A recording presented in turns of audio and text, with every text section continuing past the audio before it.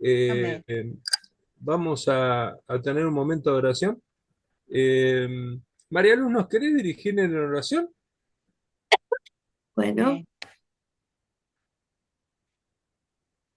querido Padre y Madre nuestra, Amén. Sí, gracias por esta oportunidad de reunirnos, de conversar, a sí, pesar sí, de la distancia, por esta posibilidad virtual sí, Señor. de intercambiar preocupaciones, vivencias y de estudiar, Señor, y de aprender más sobre cómo, cómo llegó el protestantismo acá a estas Sí, tierras Señor. y cómo todo lo que vivieron nuestros antecesores en nuestra fe, la historia misma de nuestra América, Sí, Señor. y que esto, Señor, que ayúdanos a comprender Amén. cuáles son nuestros desafíos hoy, cómo llevar adelante unidos la misión que nos has encomendado Aleluya. y que todo sea para tu gloria, Señor. Así sea. Amén. En el nombre de Amén, amén. Cristo. Amén. Amén. Amén. Amén, amén. Gloria al Señor. Muy bien. Eh, Teníamos una lectura para hacer, que en todo caso ustedes van a ser los que van a aportar. Eh, y lo que vamos a hacer desde los teóricos es dos aportes en esta noche. Especialmente que son el teórico, el primero lo va a tener brevemente, bueno, brevemente podés extenderte, no hay problema, pero tenemos un tiempo más o menos que hemos delimitado de 10 a 20 minutos, que lo va a compartir Saraí. Ella va a estar compartiendo sobre un poco el pensamiento, el Cristo que hay en Mackay, sobre todo en la obra de él, que es una obra muy importante, una obra fundamental, ¿no? Eh, y por el otro lado, yo voy a estar compartiendo la obra de González Báez Camargo, que también creo que es un aporte muy, muy importante para lo que va a venir a continuación eh, en la teología evangélica latinoamericana. Fueron dos aportes claves para precisamente lo que va a pasar eh, en la década de los 60 y 70, sobre todo, y muy interesante para nosotros, ¿no? Porque por momentos parecen, eh, al leerlos hoy, es como que mueven el avispero de lo que hay precisamente en la teología evangélica, ¿no? Es como que eh, hemos tenido un retroceso importante en cuanto por lo menos a algunos planteos que hace Báez Camargo, que fue un adelantado, ¿no? Para que ustedes sepan, eh, quizás ya saben esto, pero González Báez Camargo va a ser eh, eh, de gran influencia en el pensamiento de Emilio Castro y de Uruguay y de el doctor Miguel Bonino, ¿no? Es más, Báez Camargo va a ser el que lo prepara a Miguel Bonino en su participación en el Vaticano II. Eh, y esto siempre el doctor Míguez recordaba, ¿no? La, cuando hablaba de la importancia como evangélicos de estar bien plantados en nuestra identidad evangélica para cualquier tipo de diálogo que nosotros tengamos con otras tradiciones espirituales, ¿no? Esto me parece importante reivindicarlo, porque en general es un personaje olvidado, ¿no? Y bueno, tenemos el privilegio nosotros de poder releer sus obras, obras pequeñas, pero a la vez fundamentales. Saraí, Gracias por estar con nosotros y Amén. va a estar compartiendo ella a partir de ahora, así que adelante, sentite a libertad. Yo voy Dios a les apagar la cámara bendiga. porque está pesado mi internet. Bien, puedo yo también. Si acaso lo encuentran muy pesadito, pues también lo cambio. Bueno, doy gracias al Señor por la oportunidad que tengo de compartir con ustedes, compañeros y hermanos latinoamericanos. Específicamente tenemos aquí a Argentina, tenemos a Uruguay, entre otros. Así que estoy muy gozosa. Yo soy caribeña, así que este paisaje que les presento es mi isla amada, Puerto Rico. Hoy vamos a estar trabajando para la tarea del doctor Amestoy en la historia del protestantismo, del pensamiento del protestantismo, particularmente un tema que es la encarnación en términos explícitos. Y usted dirá, en términos explícitos, bueno, vamos a estar considerando unos objetivos de aprendizaje importantes y es conocer a Cristo para nosotros poder plantear la necesidad de una reforma religiosa para poder establecer la discusión con foco en la cuestión cristológica para poder diferenciar, hermanos, en el Cristo de la muerte que portaban los conquistadores y redescubrir al Cristo viviente e identificar la experiencia espiritual expresada, expresada en la piedad interior del creyente y una expresión que es ética, también externa, que se dejará ver en el contexto social y utilizaremos las necesidades de la taxonomía de Bloom. Bueno, vamos a la descripción de nuestra clase para hoy y teníamos asignadas unas preguntas que sabemos en el teórico que lo podemos verificar y vamos a comenzar en el tema de hoy, que es la tarea, para mí sería la número 3, que es la cristología evangélica en el marco de la misión y la teología del reino. Estamos hablando del Cristo de John Mackay. Cuando hacemos un análisis, lo primero que hacemos es investigar una descripción y les quiero describir al otro Cristo español que presenta John Mackay y que podemos ver también que el doctor Miguel Bonino lo considera diciendo: Mackay nos ayudó a construir una nueva historia espiritual americana sin rechazar nuestras raíces, y me parece que eso es muy importante, sin rechazar nuestras raíces culturales y entablar un diálogo.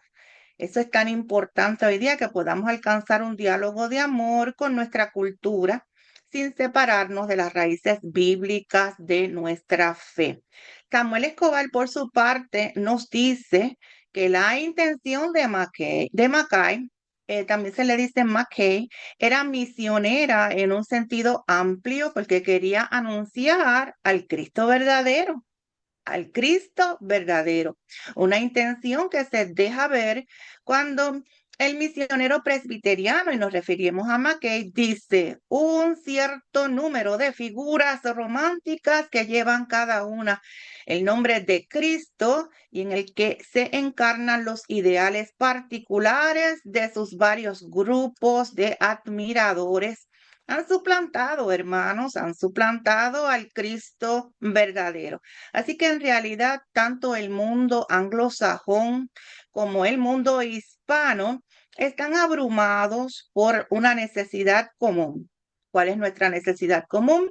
Conocer a Cristo, el conocerlo para la vida y el pensamiento. El Señor tenemos que conocerlo y también tenemos que pensarlo, pensar en Dios, conocer a Dios y a Dios en Él.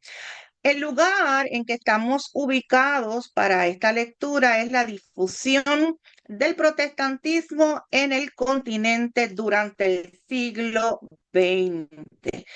De manera que los protestantes dejaban planteada una forma religiosa y un orden moral para la sociedad. Y repito el término, un orden moral para la sociedad y la cultura, favoreciendo la secularización y la modernización de la sociedad.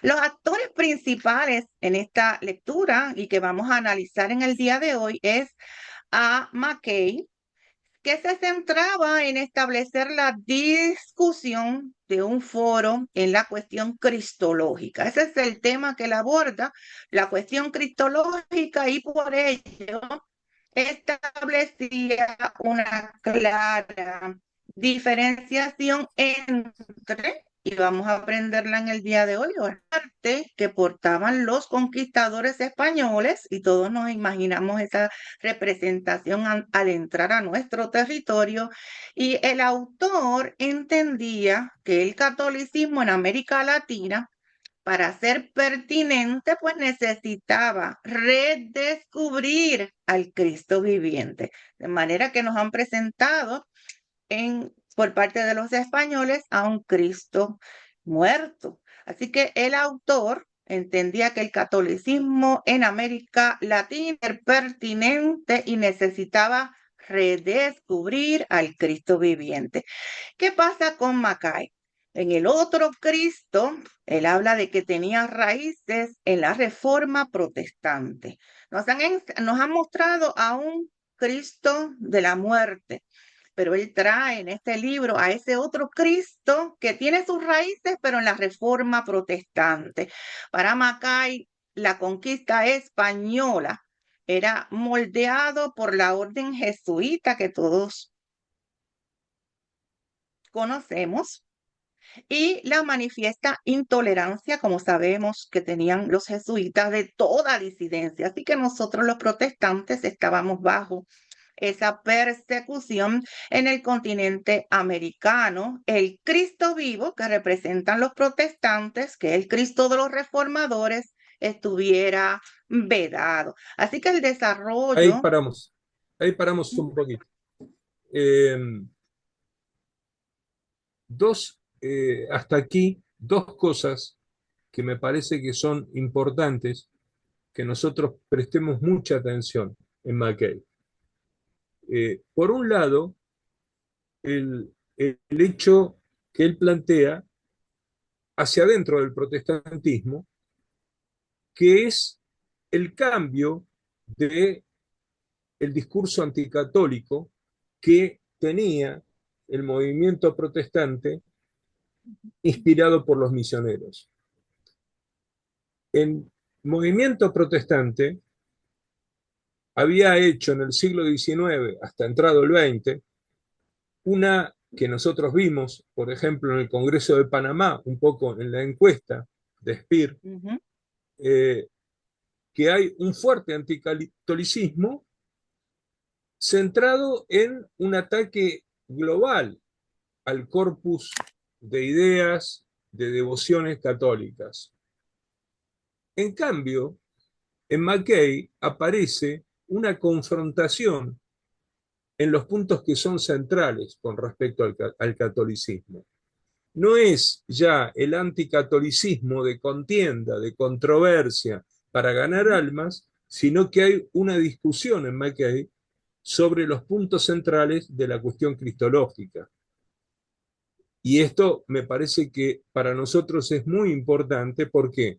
Porque hasta el día de hoy nosotros tenemos a veces un anticatolicismo visceral dentro de las propias filas evangélicas que impide cualquier tipo de diálogo y que es tan generalizado que no se entiende nada de qué estamos discutiendo.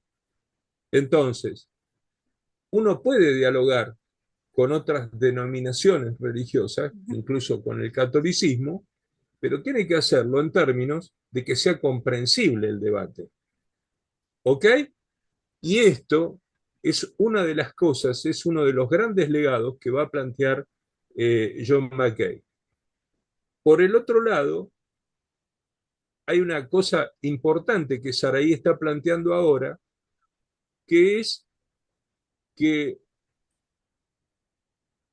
cuando él hace esta distinción entre el Cristo de la vida y el Cristo de la muerte, que es pura y esencialmente cristológica, es la Ujú. novedad que el protestantismo tiene para presentar en todo este periodo, ¿no? Desde Panamá hasta el Congreso del 49, en la primera cela, es la gran novedad que tiene el protestantismo para presentar. Acá el análisis que se hace, y que ustedes, acá lo conecto con lo que ustedes tenían que leer de Mondragón, que Mondragón capta muy bien en esa obra que es Leduar la Masa, un excelente libro, sencillo, pero a la vez muy, muy claro, cuando él plantea precisamente el tema de la latinización, a la que había hecho también mención Daniel Salinas. Ujú. El intento de latinizar el protestantismo es mostrar, y acá hay toda una relectura de, de lo que es la tradición vía. Ustedes saben que Mackay fue discípulo de Miguel de Unamuno, Ujú. estudió en Salamanca con Miguel de Unamuno. Y de ahí viene gran parte de la influencia que va a tener Unamuno dentro del protestantismo, ¿sí? En Uruguay, por ejemplo, sobre Nin Frías, en México, en Báez Camargo, en Perú, a través de la influencia que va a tener en Mackay, y un poco la reivindicación que hace Mackay de lo que es los místicos, la heterodoxia española. Ujú. Toda la tradición heterodoxa española es como que la mención que él hace a todos los grandes místicos españoles, él los ve cercanos y el protestantismo de la época lo ve cercano, por eso es que lo van a reivindicar a Juan de Valdés, a Sor Juana, en fin, a todos los que hacen mención, lo van a reivindicar no solo ellos, sino también, por ejemplo, un boricua como Melgar, Mergal.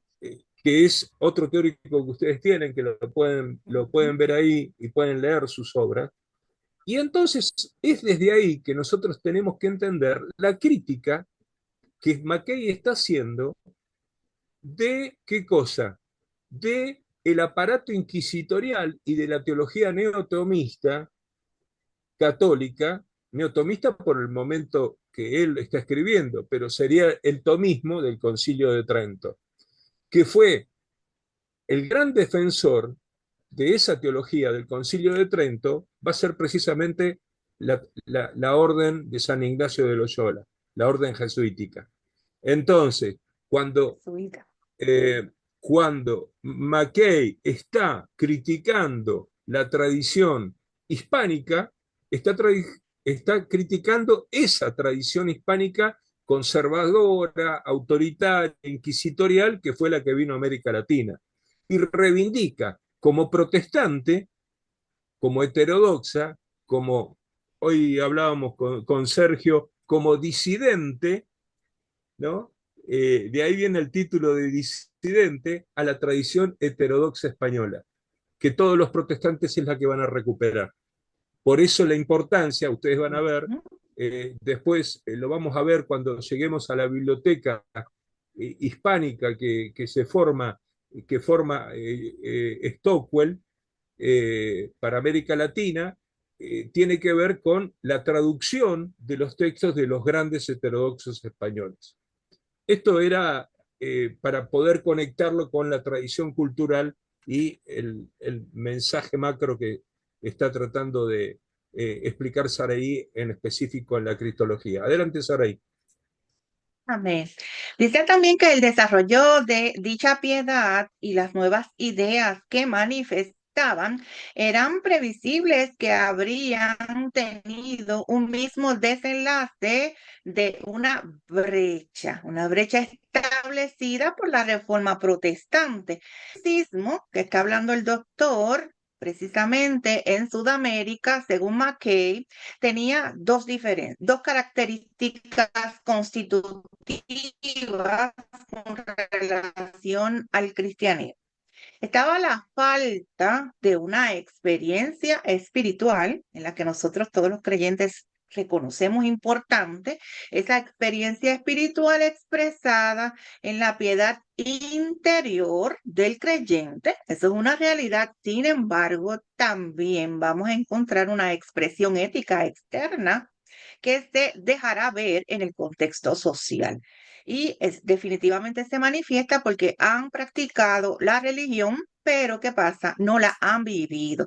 Y eso es lo que plantea John Mackay, que ha habido paz, pero paz de muerte. Esa paz de muerte que no representa la vida. ¿Y por qué él dice esto? Pues porque la falta de un Cristo resucitado que sea vencedor de la muerte, lo primero que salta a nuestra vista en el Cristo criollo es una falta de humanidad, y le pido que reflexione en eso, esa falta de humanidad por lo que toca a su vida terrenal. ¿Cómo ellos contemplan a Cristo? Pues un niño en los brazos de su madre, una víctima luego dolorida y sangrante.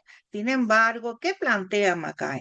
Mackay dice que es una figura de valor religioso, un objeto de contemplación, pero no alguien que imparta una significación ética en la vida cotidiana suya y mía. Amén. Entonces, bajo esa situación, él hacía perder de vista la vital enseñanza acerca de cómo vivir durante la vida. ¿Y qué consecuencias trae esto? Pues que el no balancearse con su encarnación.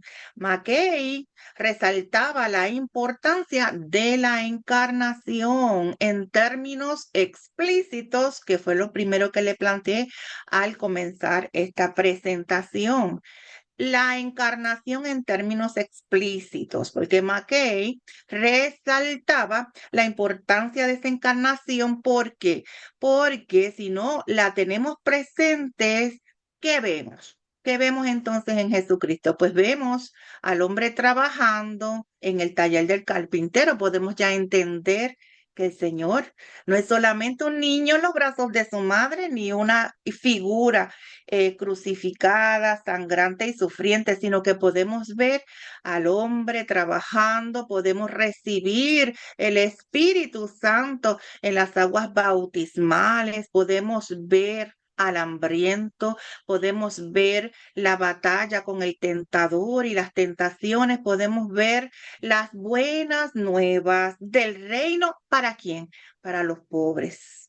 Y podemos ver también en Jesús el sanar a los enfermos y a resucitar de los muertos. Lo podemos ver cuando tenemos la figura encarnada de Jesús en nuestra fe. Vemos también a los sobrecargados y a los niños. Vemos también a los ricos y denunciamos a los hipócritas, y podemos ver preparar a sus discípulos para la vida mientras Él se preparaba para la muerte. Y todos recordamos esa escena donde Jesucristo resucita y se encuentra con sus discípulos ya resucitados y le dice: vayan al aposento alto y esperen allí la promesa del Espíritu Santo. Y luego, pues Él entrega su vida, lo dio voluntariamente, y vemos que le pide al Padre perdón por los pecados de los que está representando, porque Él era justo, Él cargó los pecados de la humanidad.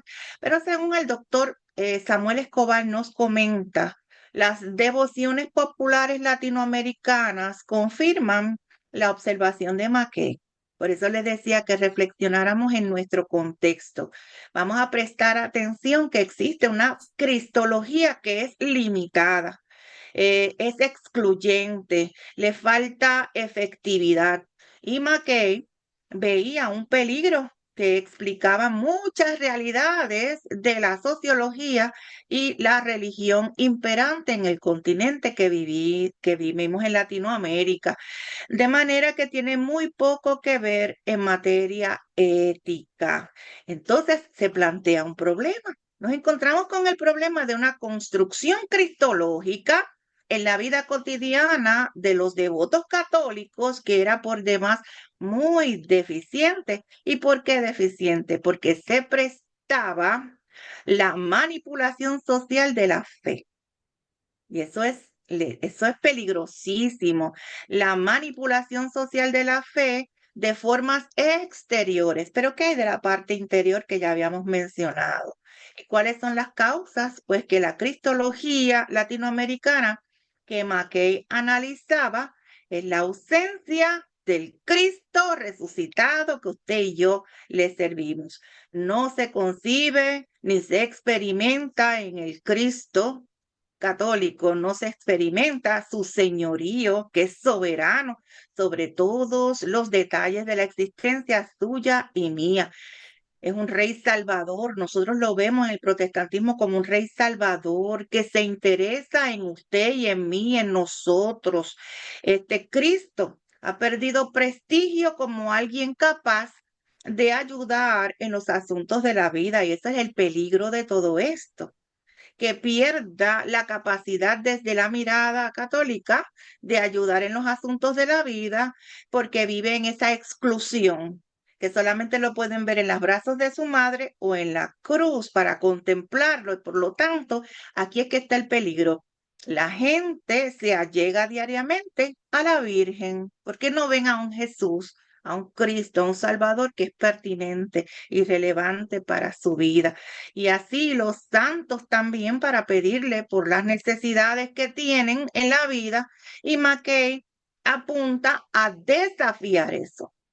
Mackay es un desafiante liberador por medio de la palabra del Señor en los asuntos centrales de la cristología latinoamericana. Por eso es que es tan importante y tan relevante conocerlo, porque hay unas consecuencias del desafío que hace Mackay, y es la superación de lo que conocemos como el docetismo, de que no es capaz de ver al Cristo encarnado. Lo vemos solamente en dos etapas, pero no lo vemos en su humanidad, padeciendo lo que usted y yo podemos padecer. Así que se supera con la exposición de Mackay, se superan las consecuencias del docetismo y el énfasis, y él se enfatiza más en la encarnación. ¿Cuál sería el aporte de esta lectura para su vida, para la mía?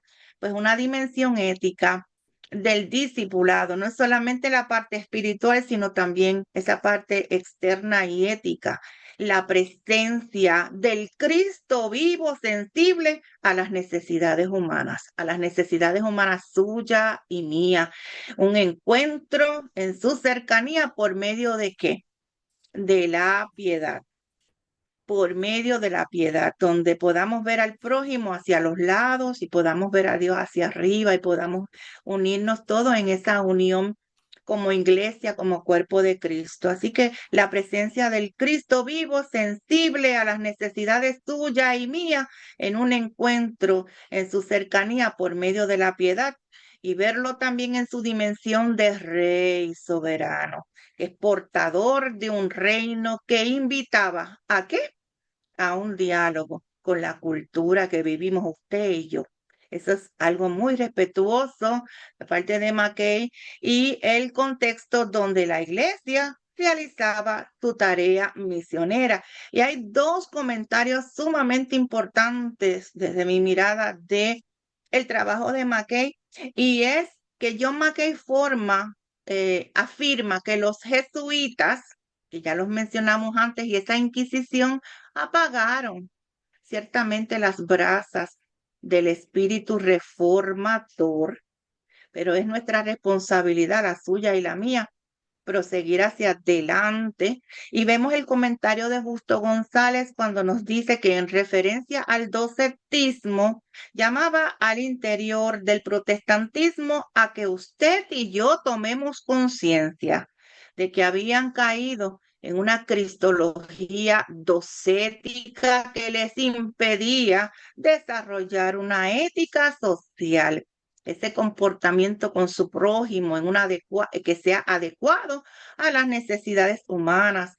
Ellos querían glorificar a Jesús. El docetismo realmente lo ha despojado de su mayor gloria. Muy bien. Tengo inecta de su mayor gloria, pero quería comentar para finalizar que Samuel Escobar había mencionado también eh, que queriendo glorificar a Jesús, el docetismo realmente lo ha despojado de su mayor gloria, de su encarnación y sufrimiento en la cruz. Y es necesario que podamos ver a Jesús crucificado, muerto y resucitado. En la última instancia de nuestro sufrimiento, Jesús siempre estará con nosotros. Así que les agradezco su atención y les cedo la parte a mi querido profesor. Muy bien. Abrimos el juego acá por si tenemos preguntas. Amén. Hay mucha cosa para cortar, ¿no? Es muy jugoso. Realmente todo el aporte que él hace, una lectura muy particular y muy desafiante, ¿no? En muchos sentidos. Yo, yo Está lamento abierto. haber perdido ese libro. Yo pensé que lo tenía, no lo encuentro. Pero bueno, más allá de eso es fundante, ¿no? Pero a la vez, hoy podríamos señalar eso en nuestras iglesias evangélicas, ¿no? Sí, Cierto docetismo, sí. Pero bueno, en ese momento se veía ya enfrente, quizás, ¿no? Pero bueno, es vivo, para mí fue muy fuerte esto, pensar. Si bien no conocía mucho por mi tradición, viste que yo vengo de ese molde, estudié en el IVA, por ejemplo, de ese molde de iglesias más evangelicales.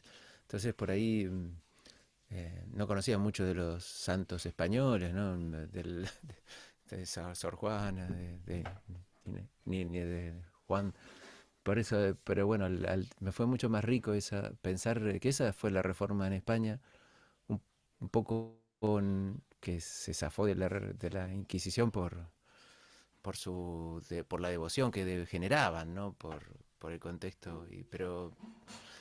Y también un poco yo eso lo escuché en Serrat, creo que lo comenté por la saeta al cantar, ¿no? Esa canción que refleja esa cuestión de que habían otros Cristos, ¿no? Es una cosa más moderna, con un alcance distinto. Pero pensaba por otra parte, ¿no? Estas formas poéticas, porque los dos, venía leyendo pues a veces no me resulta clara lo que tengo que leer. Estuve leyendo un poco a Báez, Las manos de Cristo y a este Macay, y a los artículos, pero no Mondragón, no, digamos, lo dejé como pensé que era lo esto, no me resulta claro a veces. Y, y en esto, ¿a qué iba?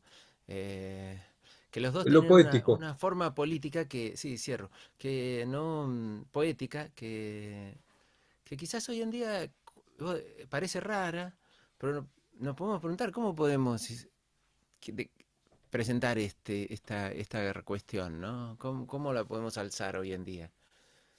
Tendría que ser distinta tal vez, no sé, articularla con otro lenguaje, no sé. Dos Bueno, cosas. Eh, una, por ejemplo, voy a lo primero.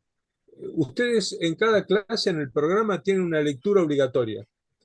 La lectura obligatoria acá es el contexto general.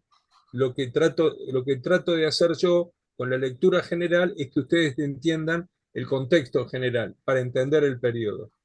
Después, los teóricos míos son específicos de quizás algunos autores de ese periodo para conocer el pensamiento, lo que estamos haciendo ahora en clase con los teóricos. Y ustedes tienen, a su vez, tienen la bibliografía para que, más allá de la lectura que yo hago, en este caso Saraí hace, de Mackay, ustedes puedan tener directamente contacto con la fuente.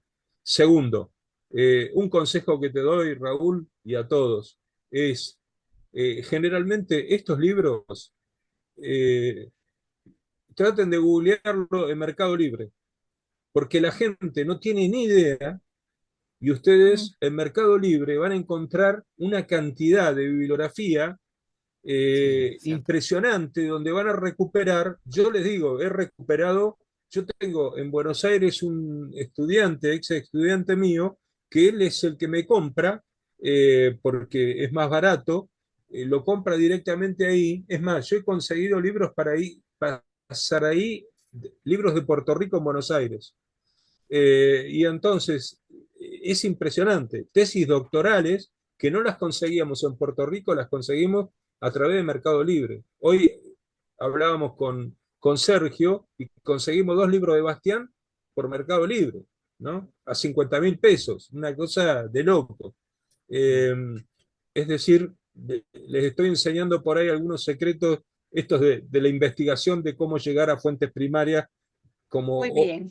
como obras como eh, la del Otro Cristo Español, que es fácil de conseguirlo. Pero Eh, eso es lo que yo leí en la página. Lecturas, Mondragón, Macay, Báez, Cristo, varios autores, Camargo, mm, sí, sí, Bergal, ¿viste? Entonces a uno, a uno les es confuso. Yo no sé qué es, cuál. En las primeras clases fue más claro eso. En estas, en estas últimas dos no porque las. era Ayuda menos, mucho Ángel claro. igual, ¿eh? Ayuda mucho ¿Eh? Ángel. Ángel nos aclaró qué páginas teníamos que Sí, leer. Eso ah, ayudó mucho. Ah, eso yo capaz que no está bien entendí tanto eso, sí. comentarlo, porque nos ha pasado a todos que no sabemos cuál es el texto sobre el cual hay que hacer la lectura crítica, porque no lo dice en la plataforma en la unidad, lo dice Está en el solo en el programa, programa. está en el Exacto. Muchas programa. veces le Ah, el preguntamos programa. a Ángel Bueno, cuál bueno, es está el bien. texto de la lectura y él lo dice, Sí, pero está sí, solo en el programa.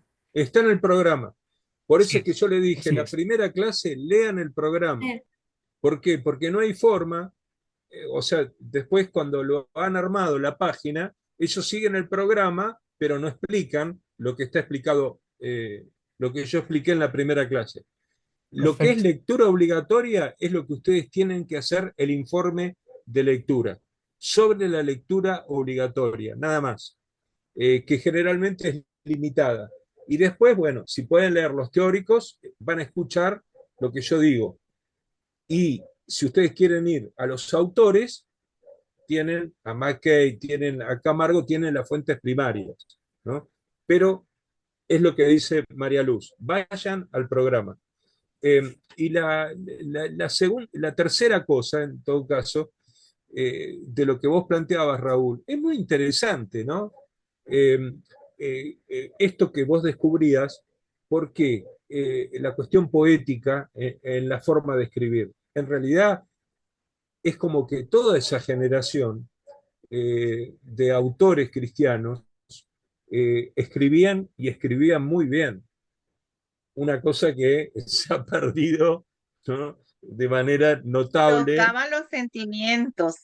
Ujú. Y el tema es que ellos, bueno, Báez Camargo escribía en los diarios en México, era editor de su propia revista, Luminar. Eh, lo mismo Melgar, escribía en el diario El Mundo de Puerto Rico, escribía en Puerto Rico Evangélico, fue editor, el segundo editor de El Predicador Evangélico en Buenos Aires, desde Puerto Rico. Era el segundo de Stockwell, por ejemplo. Eran tipos, ¿sí? Que escribían como locos. Pero lo interesante es cómo utilizan, vuelvo a lo poético. Bastián va a decir que todo eso se perdió, ¿no? Toda esa tradición liberal radical se va a perder hacia los 60. Y en todo caso va a quedar muy acotada a lo que va a ser el movimiento de Iglesia y Sociedad, donde autores como Castro, como Míguez, ¿sí? Siguen siendo cultores de esa tradición, rica tradición, eh, que va a dialogar con la cultura.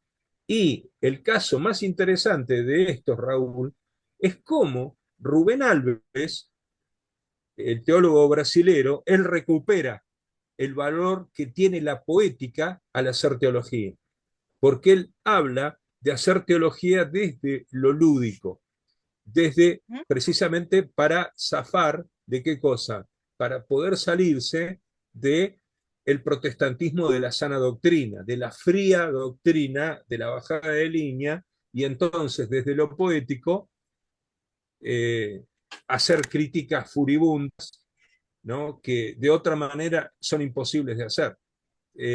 Entonces, la poética muchas veces era muy útil, lo poético, el canto, otras disciplinas, el arte en general, son muy disruptivas en cuanto a la teología formal, ¿no? Sí, otras preguntas.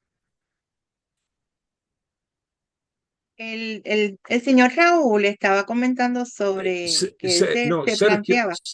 Sergio No, levantó Raúl. la mano hoy, Ah, ok. Sergio levantó la mano, pero tenés el Sí, sí, micrófono, ahí está. bien. Bueno, muy buena la exposición, Saraí, muy clara y Gracias. concreta y concisa, muy, muy interesante. Todavía no llegué a la lectura de esta unidad, pero mientras hablaba Saraí, viene más o menos en línea con lo que ya venimos viendo, ¿no? Va profundizando. Y me surgen algunos baches. O sea, porque nosotros venimos viendo que en este recorrido del catolicismo latinoamericano en 3 siglos, en cierta manera, no se hizo nada, más o menos. Pero me pregunto, ¿no? Desde la génesis de la conquista, eh, ¿era realmente el propósito evangelizar, entre comillas? Creo que no. O No, sea, no era el fin evangelizar. De hecho, los 3 siglos posteriores nos dan el acercamiento a esto, ¿no? Que era solamente saqueo, muerte, destrucción, vejación, violación y todo lo que conocemos de la historia. Eso por un lado. Ujú. Y por otro lado, me quedé pensando, por ahí, no sé, se me mezcló con lo que decía Raúl, nosotros en Cono Sur, más precisamente en nuestra Argentina, la mayoría de los habitantes de nuestra nación no son nativos o autóctonos desde esa concepción que entendemos nosotros como Entendí. latinoamericanos. Por ahí somos más degenerados, si se entiende el término, porque somos más descendientes de europeos. Entonces, como que en ¿Cierto? cierta manera no canalizamos, ¿no? En profundidad esos resabios que se vienen arrastrando por ahí más desde Centroamérica y el Caribe hasta la parte norte de Cono Sur. No sé si me voy a entender. sí, Ujú. En realidad sí, habría que hacerse un ADN, digo, porque eso sí, fue muy negado.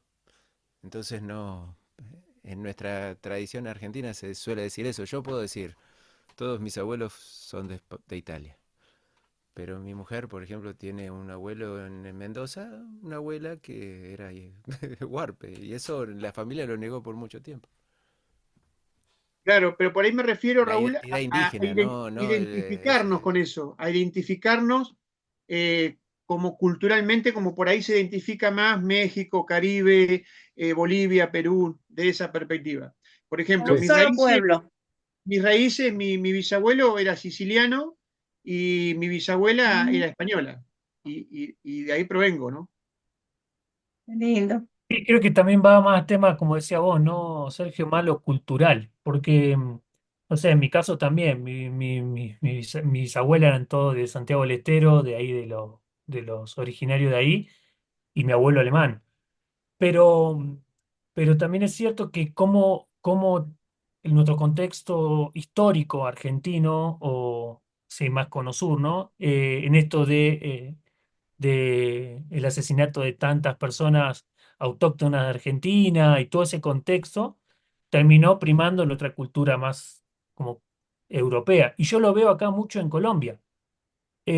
Acá se ve un pensamiento muy autóctono, aunque los españoles pisaron muy fuerte. Entonces, pero aún así hay muchas comunidades y están siendo valoradas, aunque bueno, políticamente algunas cosas todavía lo estén negando, pero están muy presentes y muy fuertes. Entonces, sí es cierto eso, y a mí me pasa que, no sé, en mi caso he hablado mucho de teología, tal vez con mi abuelo alemán, que no era protestante, él se convirtió de grande en Argentina, pero igual en su cultura, cómo estaba todo este concepto protestante en el fondo. Aún él sin haber sido protestante, cómo la cultura en sí ya estaba muy fuerte. Eh, y eso es algo que me gustó mucho del texto, por ejemplo, de Mondragón, trayéndolo a la lectura, ¿no? Es como cómo hace esa lectura social, cultural y hasta antropología, ¿no? Que mete el tema del hombre y ya el camino que él hace desde el hombre hasta lo social, cultural, me ha parecido excelente, muy conciso, muy bueno, teniendo en cuenta también esto, ¿no? En las concepciones que hemos tenido de Cristo, las concepciones que hemos tenido del Evangelio, del reino de Dios, ¿no? Con esa mirada en, que yo lo veo, por ejemplo, en algunos países, es muy, o sea, muy como conquistadora, ¿no? Hasta el lenguaje, cuando usamos del Evangelio o del reino de Dios, es muy, muy conquistadora, ¿no? Y es algo que nos cuesta aún sacarlo como de raíz, ¿no? Porque es algo que venimos de años y vemos al reino de Dios desde una conquista que lo nombra. Hay un autor que menciona a Mondragón que al final de la frase dice, ¿no? Y esto esto es la conquista del reino de Dios. O sea, y sigue usando la palabra conquista. Aunque el concepto Ujú. está muy bueno, que él habla de esto de traer el reino de Dios y que realmente ir como a fondo, pero termina usando una palabra de conquista, ¿no? Una palabra de guerra, de lucha. Entonces, Que no es la visión de Mackay. exacto, exacto, Mackay no total. tiene esa visión. Él es más ecuménico, más que desde la cultura podamos encarnar a Cristo, y eso es lo maravilloso de su aporte, Total. que debemos tomarlo como relevante en nuestros días. Y es muy cierto María lo que Lu, dice el María compañero. Lu levantó la mano. Adelante. Y eh, curiosamente, yo decía, lo había leído en otro lado a esto del Cristo muerto, del Cristo vivo de Mackay? Y era en un capítulo de Rostros del Protestantismo que habla de la hermenéutica de la Trinidad.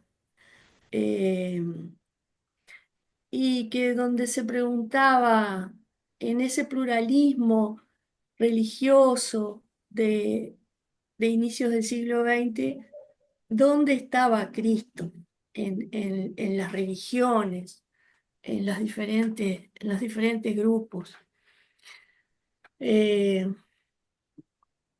Hay algo interesante que dice Mondragón, que lo que escribieron los escritores cristianos de la primera mitad del siglo XX fue una reacción al contexto, los escritores protestantes, digamos.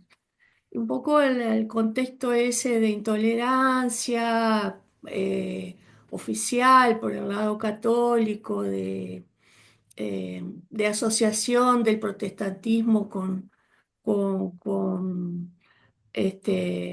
ideología norteamericana, todo eso que hemos hablado. Entonces se van analizando distintas puntas. Una es esta, la cristología, que es muy interesante. Y, y lo de Mondragón, sí, como decía Daniel, que parte como la ideología, digamos, protestante eh, tiene que ver con la Declaración de los Derechos Humanos, con un humanismo cristiano, y cómo se desmarca de las corrientes políticas, eh, tanto en esa época tan efervescente, bueno, de la interguerra, de la Guerra Fría, eh, tanto del capitalismo individualista como del comunismo soviético, estalinista, en el sentido Ujú. de que el hombre no, que el individualismo lo destruye, y yo agrego, destruye el medio ambiente, destruye el mundo, y, y la masificación también. Entonces, hablan del reino de Dios como una alternativa, entre comillas, utópica, en la cual Ajá. habría un desarrollo pleno de las potencialidades humanas. Eh, y también se desmarca de esto que se habla de las naciones cristianas y naciones no cristianas, porque en realidad naciones cristianas no existe. O sea, bueno, puede ser que el gobierno se declare de una religión, pero en realidad tendrían que ser todos los habitantes de la misma fe y de la misma... eh, y y es un poco también ahí va la absolutización de la fe, ¿no? Eh, bueno, vamos atando cabos entre la Trinidad, la hermenéutica de la Trinidad, y está muy interesante. Y estos temas de la historia del protestantismo. Eh, yo el otro día le mandaba al profesor un artículo me puse a leer sobre la historia del protestantismo en En Uruguay. Uruguay. Sí, que lo escribió el profesor Piquinela, el único que, que hizo Yo ese, conocí el archivo de él esa investigación. y el de Mortimer Arias, sí. Sí. Y entonces hablaba de cómo José Artigas, el héroe nacional, en en lo que vino a ser como la constitución incipiente del Uruguay, en 1813, ya proponía libertad de culto y, y no, y también después terminar con la Inquisición, con la violencia, eh, Mm, por intolerancia religiosa, ¿no? Y cómo quisieron combatir eso, pero él insistió en que quedara escrito de esa manera. muy bien. Nos queda poco tiempo. Eh, pero lo que yo les propongo, y abordar a Báez Camargo con el poco tiempo que tenemos sería un desperdicio. Entonces, para honrar ese pensamiento, y creo que mucho de lo que dijimos, eh, ustedes van a ver que yo le voy a dar una vuelta de tuerca a eso, y ahí vamos a poder conectar otros elementos que ya son anticipación. A mi manera de ver, son anticipación de la teología que va a venir en los 70. Yo al leer Eh, un poquito las manos de Cristo se nota eso. claro, Sí, sí. yo lo que les propongo es que ustedes lean. Si tienen, si para la clase que viene es doble tarea, pero las manos de Cristo es un deleite leerlo. ¿Sí? Sí. Es muy pequeñito y se van a deleitar, y ustedes léanlo con el teórico. Léanlo Ujú. junto con el teórico, porque ahí, junto con Saraí, hicimos un poco una lectura, es una lectura, es un poco la lectura que nosotros hemos hecho cuando leímos un poco estos dos autores en la cristología latinoamericana, pero que me parece que es una buena lectura la que hacemos. Y Amén. donde conectamos, por ejemplo, eh, ciertas cosas que él va a decir, por ejemplo, con esto que dice María Luz. Eh, una, está muy claro que el Dios que aparece en Báez Camargo es un Dios que se hace cargo de toda la creación. Eh, que o sea, que habla de la sustentabilidad de la creación. Estamos hablando de 1952, ¿sí? Ujú. Y habla de la sustentabilidad estamos hablando de la posguerra, de la segunda posguerra. Eh, habla de, hace esta crítica que dice María Luz, y que recupera Mondragón, de la crítica que se hace de la sociedad. Porque se critica muy fuerte, una crítica muy fuerte, eh, al comunismo. De hecho, hay un libro que ustedes, si Ángel lo colgó, ustedes ya lo tienen. Vean el PowerPoint que levanté, porque ustedes tienen un libro donde eh, les hago una aclaración. Muchos de los libros que escribe Báez Camargo aparecen como escritos por el seudónimo que él utilizaba, que era Pedro Gringoy. Él escribe con seudónimo. Es el eh, mismo. claro, Yo me doy cuenta. Pedro Gringoy era con la firma que él utilizaba en el diario, ¿sí? En el diario en México. Es la misma persona. Eh, Después averigüen quién fue Pedro Gringoy en la historia, es un personaje de ficción, que él lo recupera precisamente para decir un montón de cosas muy disruptivas, ¿no? En la sociedad mexicana. Eh, y es muy interesante porque, por ejemplo, hay una fuerte crítica al comunismo, pero también hay una durísima crítica, como buen mexicano, a el imperialismo norteamericano. Muy bien.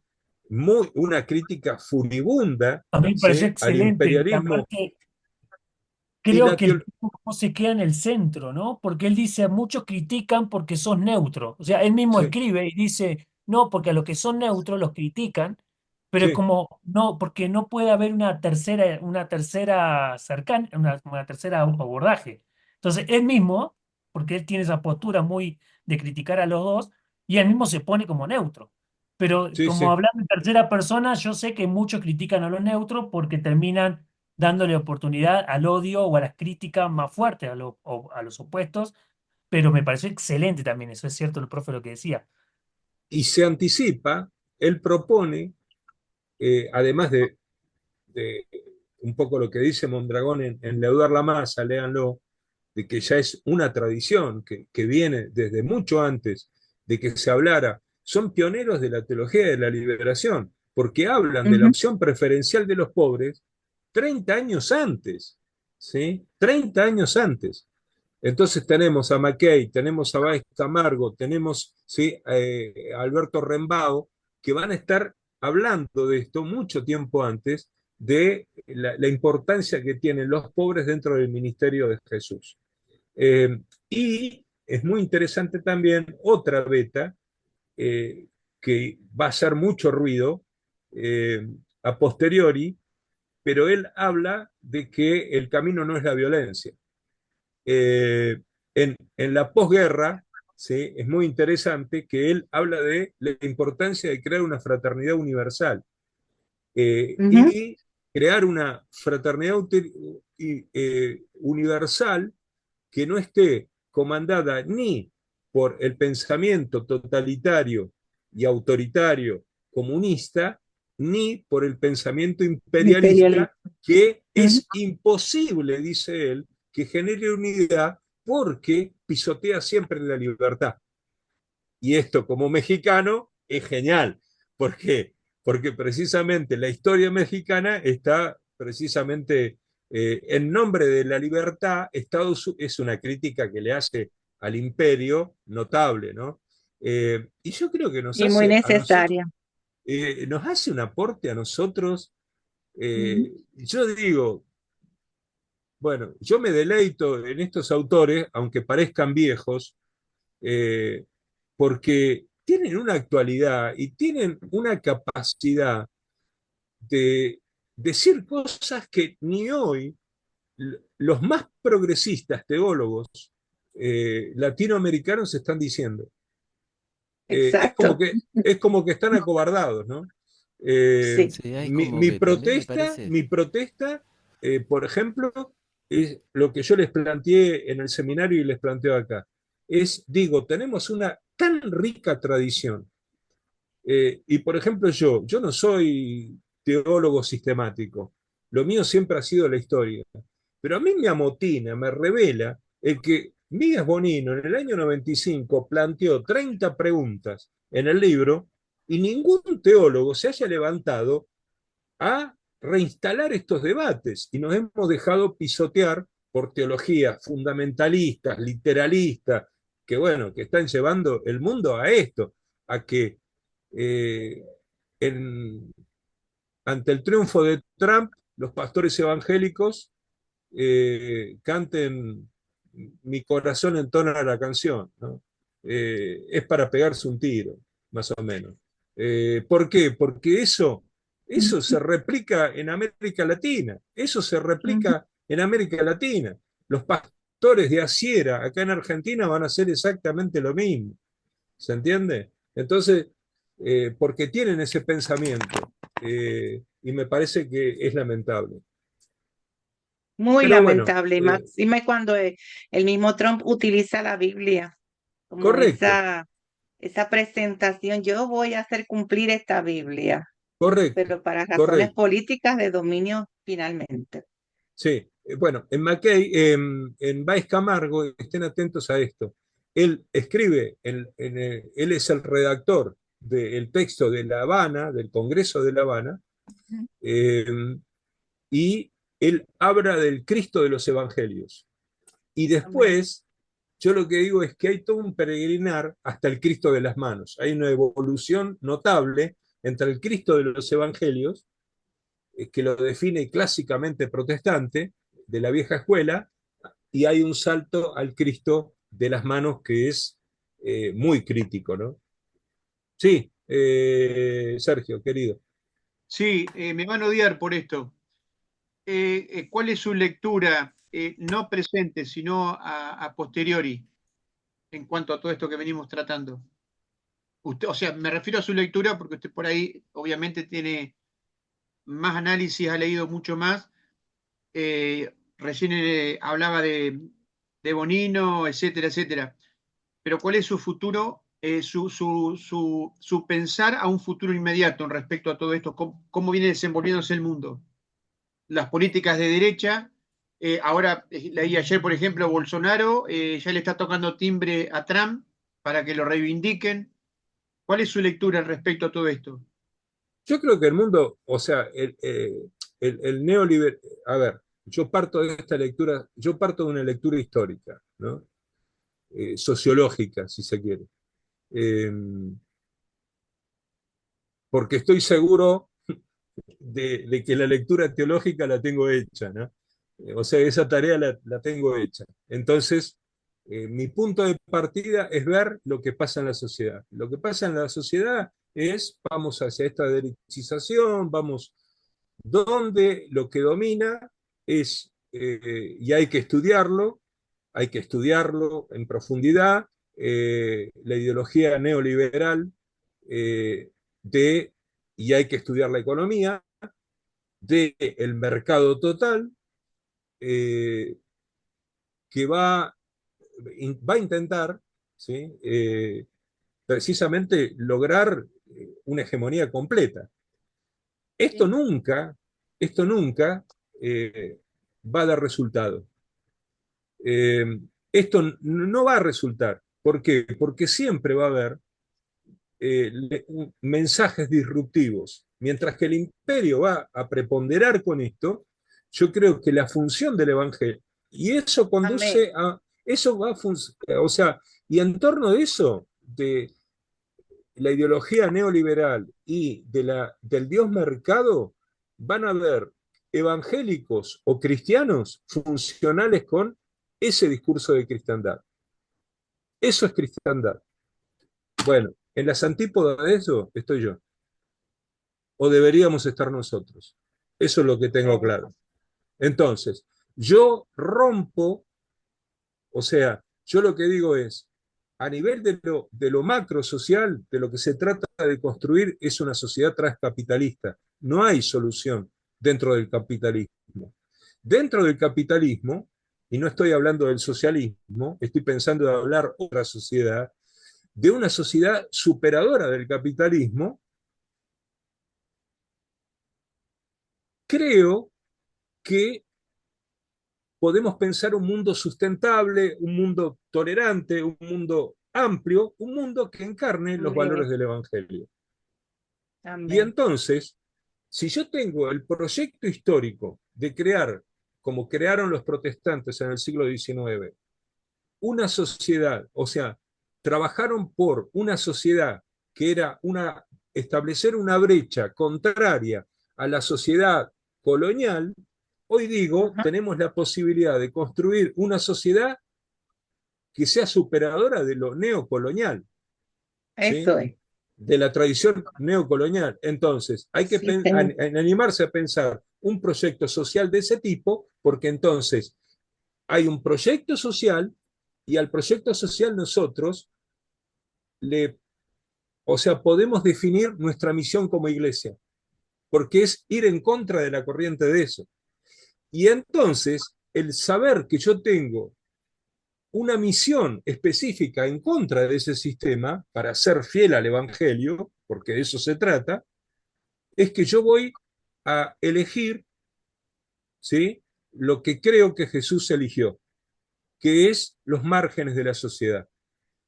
Eso me va a ayudar a definir quiénes son los sujetos históricos, que creo literalmente que son todas aquellas Los personas oprimidos, que están en los márgenes de la sociedad. así es.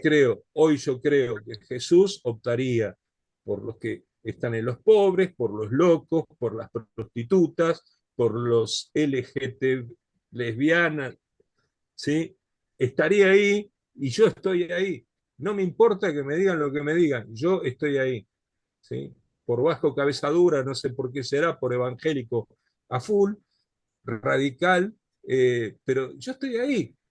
¿Por qué? Porque no tengo, el tema es este, lo que creo que tenemos que poder construir es eso, una sociedad de los márgenes. ¿Y saben en lo que yo tengo confianza? Yo tengo confianza en que podamos recuperar a la experiencia religiosa que trabaja en los márgenes. Yo creo que no hay futuro dentro de las iglesias históricas. Estoy diciendo algo muy duro.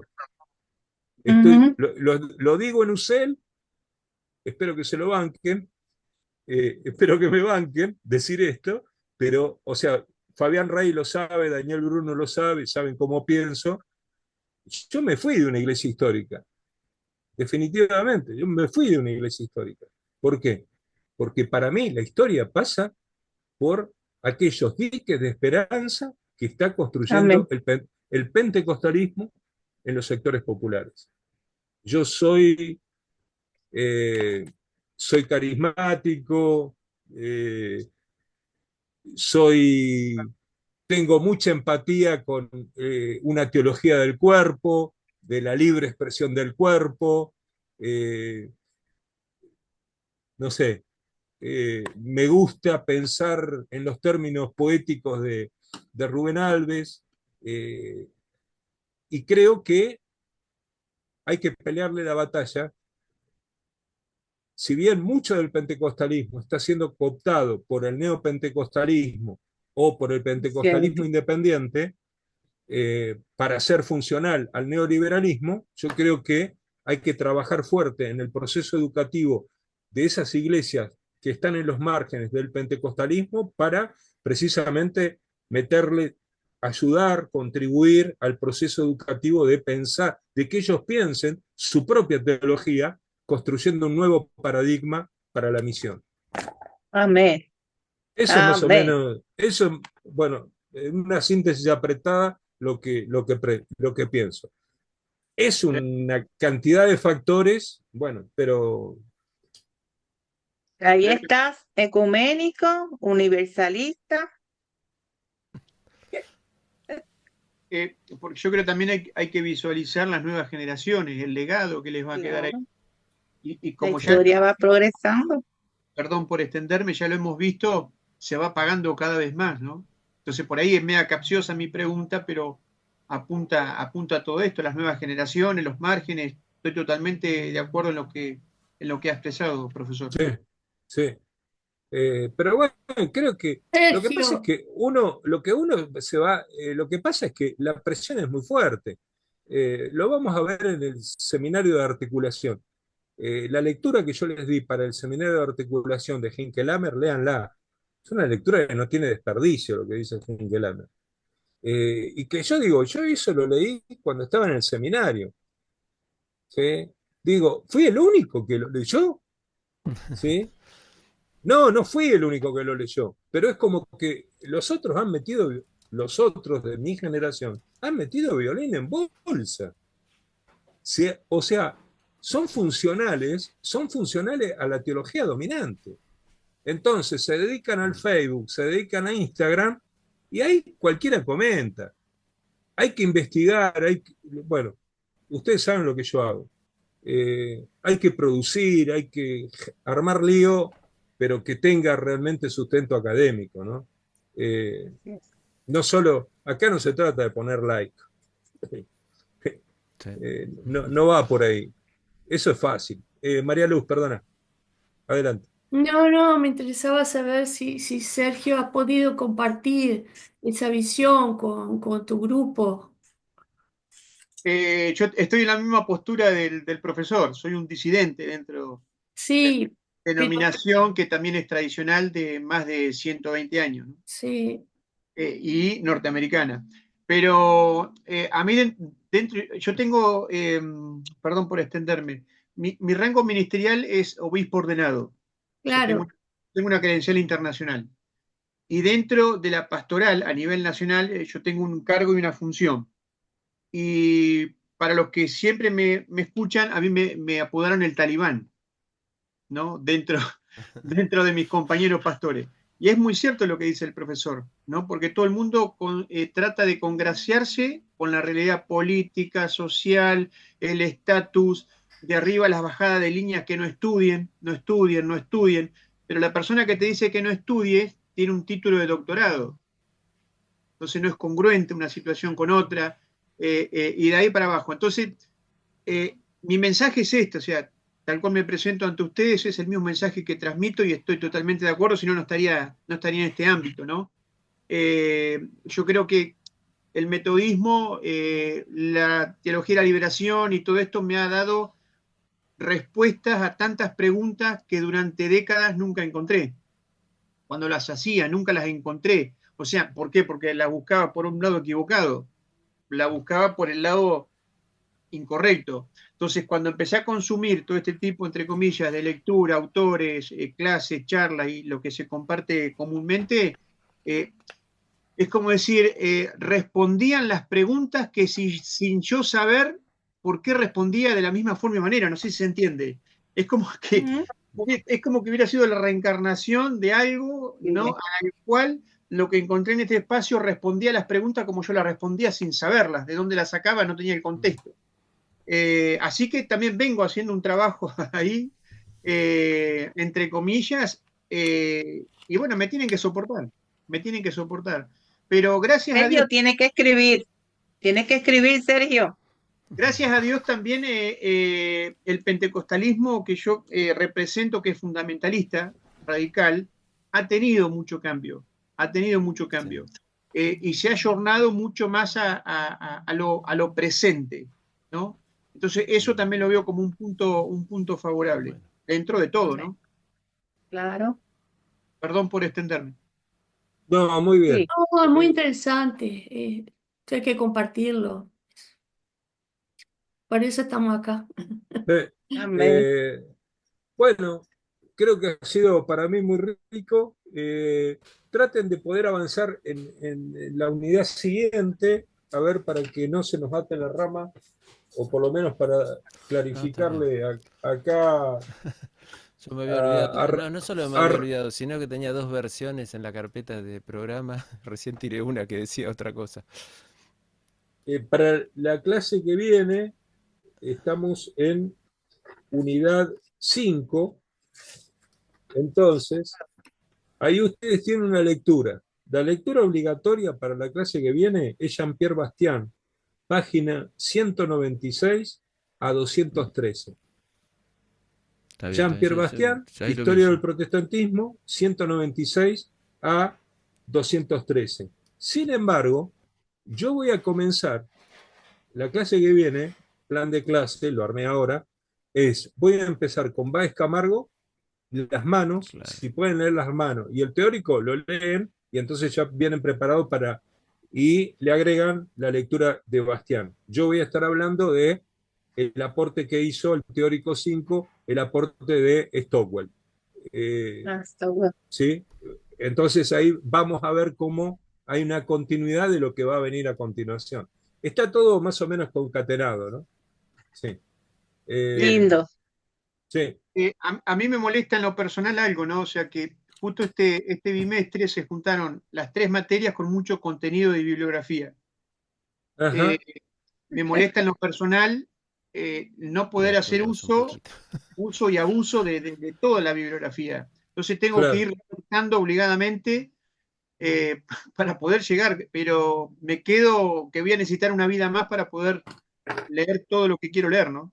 Me estoy Seguro. complicando con eso, nada más por eso, profesor. Dos cosas ahí. ¿Cuáles son las materias que tienen mucha carga? Es cierto, Y no lo la podemos, no nos dedicación, da. Y de la tenemos, Trinidad sí, y esta, ¿no? ¿Cuál es? A educación ver, para la misión. ¿cómo? Educación para la misión tiene una carga de 200, 300 páginas por semana, entre comillas. Ah, Eh, es una locura. Sí, una Trinidad, locura.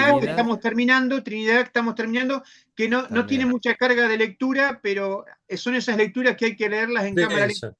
Hay que leerlo en cámara Sí. lenta. ¿Qué están Bueno, leyendo? una vez Molman, tuvimos todo eso. 90 páginas, eso lo Claro. de... bueno, sí, sí. Sí, Y sí, sumado a lo suyo, ¿no? A ver, sí. entre comillas, no es una queja, ¿no? Es bastante también. No, la verdad que uno quisiera aprovecharlo con Claro, tiempo, ahí pero voy. sí. Bueno, yo les Pero uno comento se lo una puede cosa. tomar el tiempo Yo, haciendo yo les examen comento después, una cosa, una apuntando más. buena noticia que hoy ya la alargamos. El año que viene, a partir de julio, a partir de julio, vamos a hacer una diplomatura en historia,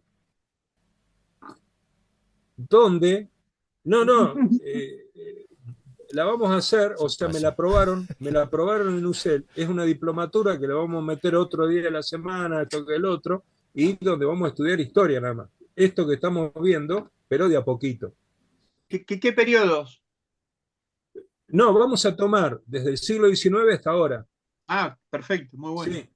Eh, Doctor, pregunto si dentro de esta diplomatura va a incluir la sustentabilidad y la historia en relación a la ecología. También, sí, Tierra correcto, Nueva. también, porque precisamente va a ser uno de los temas, a ver, bueno, después yo les voy a pasar la propaganda porque salió hoy, o sea, hoy salió. Hoy me la mandó Fabián desde Estados Unidos, está allá él. Y me mandó, me dice, toma, acá tenés lo tuyo. Pobre. Pero lo trabajamos con Daniel Bruno y el doctor David Roldán. Pero ustedes van a tener en esa diplomatura, va a estar Carlos Mondragón, va a estar Ruth Padilla, va a estar Paula Seiger, es decir, lo que estoy invitando son todos historiadores que han trabajado en esto. Pablo Moreno de Colombia, en fin,